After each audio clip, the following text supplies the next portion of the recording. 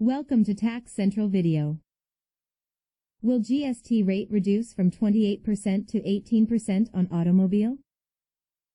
The automobile industry in general has started demanding a reduction in GST rate after Finance Minister Nirmala Sitharaman on August 25 said the government could consider bringing down GST on two-wheelers from the highest slab of 28% as they are neither luxury nor sin goods. GST rate on cars lower than pre-GST regime. Auto companies should cut royalty payments, said Finance Ministry. In response to criticism on high taxes on automobile in India, Finance Ministry sources said, auto companies should cut costs by reducing royalty payments to their parent companies abroad instead of asking the government to reduce GST.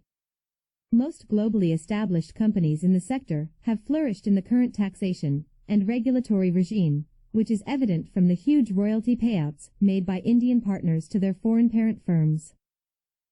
Toyota's vice chairman of India unit Shekhar Vishwanathan had reportedly said in an interview earlier this week, Toyota Motor Corp is not looking at further expansion in India due to the country's high taxes. Finance Ministry sources said India's tax policy regarding the automobile sector has been quite consistent for the last 3 decades now in the form of allowing foreign investment and incentivizing domestic manufacturing. The sources said GST rates on automobiles are less than what VAT and excise duty rates used to be in the pre-GST times. All of a sudden, dissent in some quarters on tax rates on automobiles is surprising. In fact, these companies should cut down their costs of manufacturing by cutting down the royalty payments to their parent companies abroad instead of asking the government to reduce GST.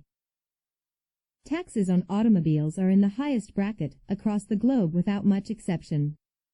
Japan currently has 3 types of taxes on automobiles: one on the purchase, then an annual automobile tax based on engine size, and finally a weight tax at inspections required once every 2 years. Over and above this, there is GST at the highest end of the applicable rates. Also, in the EU, the base rate for VAT/GST on automobiles ranges from 20% to 25%.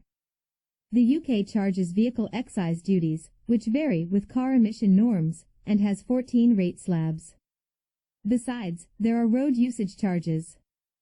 Further, high parking charges are common across the globe.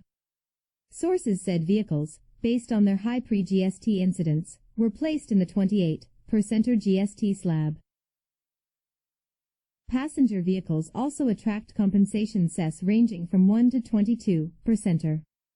However, even with compensation cess, the tax rate has not gone beyond pre-GST levels, except in few cases which were enjoying certain duty concessions.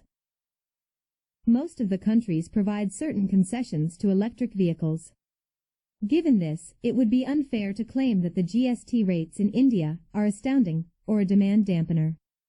Sources further said auto companies that make expensive cars are unable to generate demand in the domestic market as buyers are not interested.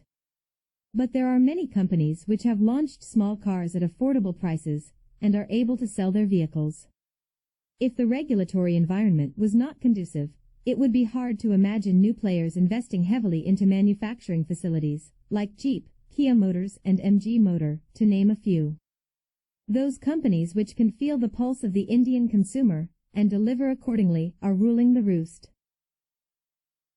So we can conclude that GST rate cut on automobile is not going to happen soon.